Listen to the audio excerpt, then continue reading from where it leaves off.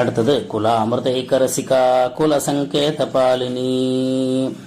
இது என்ன அப்படின்னு கேட்டா, இந்த குண்டலினி சக்தி என்று சொல்லக்கூடியது பிரம்மாண்டத்துல எப்படி இருக்கோ அதுக்கு மாதிரி சரீரத்துக்குள்ளேயும் 3 விஷயங்கள் இருக்குன்னு சொல்றார் அவர். குண்டலினி சக்தி மூலாதார சக்கரத்துல சர்ப்பம் மாதிரி இருக்கக்கூடும். மூலாதாரம் இருக்கக்கூடிய அந்த பாகங்கள்ல சர்ப்பாகாரத்துல ஒரு பாம்பு மாதிரி ஒரு வளையத்தை இருந்துட்டு இருக்கும். இதை யோகாபியாசம் பண்ணக்கூடியவர்கள் யோகிகள் தான் அதை அறிய முடியும்.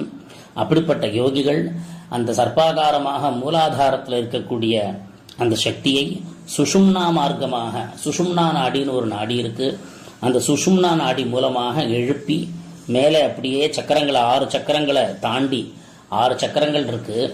இந்த 6 சக்கரம் அப்படிங்கிறது ஏதோ பெரிய சக்கரம் நினைச்சுக்கப்படாது, சூக்ஷ்ம நாடிகள்னு பேரு. சூக்ஷ்மமாக இருக்கக்கூடிய நாடிகளுக்கு